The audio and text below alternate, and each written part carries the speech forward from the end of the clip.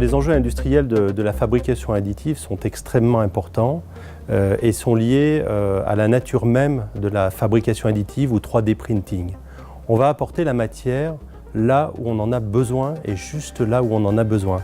Et ça, c'est extrêmement important parce que ça va nous permettre d'alléger les pièces, ça va nous permettre de fusionner des fonctions, ça va nous permettre d'éviter des assemblages et de multitudes de pièces.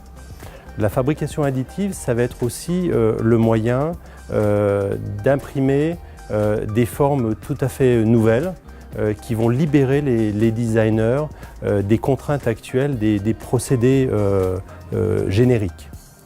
C'est un enjeu important pour nous puisqu'en fait dans l'aéronautique, la masse est extrêmement importante. On va chercher à maximiser l'utilisation du potentiel de l'avion pour transporter des passagers et du fret. C'est également un enjeu pour nous que de faciliter la réparation et la maintenabilité de nos moyens. Au travers de ce que je viens de dire, on peut entendre des enjeux de certification, ce qui signifie que du point de vue de la simulation, du contrôle, de la compréhension intime du procédé, la fabrication additive présente des challenges et Additive Factory Hub va nous aider à relever ces challenges tout au long du cycle, depuis les pièces les plus simples jusqu'aux pièces les plus complexes et les plus critiques. On va se focaliser dans un premier temps à Additive Factory Hub sur le métal, puisque c'est là que le plateau de Saclay nous offre le plus de potentiel.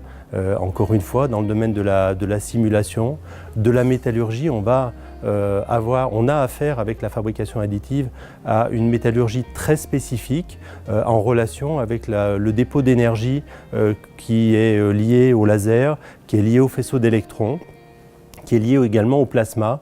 Et là encore, dans le domaine des sources d'énergie, on trouve des compétences sur le plateau de Saclay qui vont être fédérées au sein de ce hub.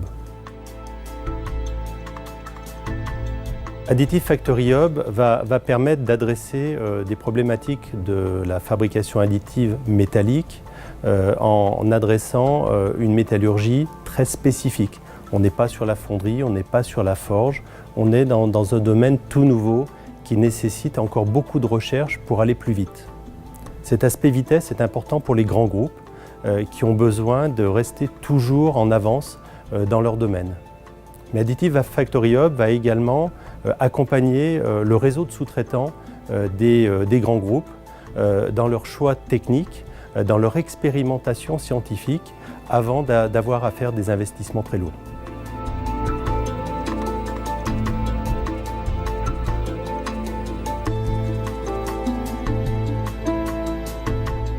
Au-delà de cette forte activité R&D de la plateforme AFH, qui est pilotée par le CETIM et coopérée avec le CEA, il y aura aussi une forte activité de transfert de la technologie fabrication additive vers les PME, à travers l'organisation d'un certain nombre de formations ou d'accompagnement qu'on peut faire en s'appuyant sur des équipements, des outils logiciels que nous aurons au sein de l'AFH.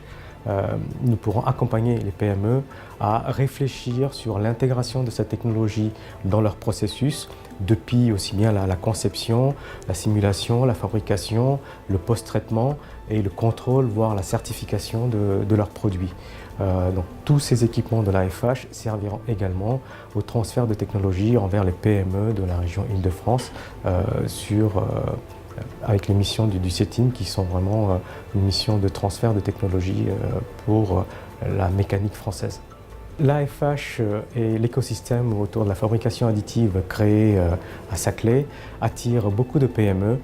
D'ailleurs, une PME spécialisée dans l'impression de polymères s'est déjà installée au sein des locaux de l'AFH.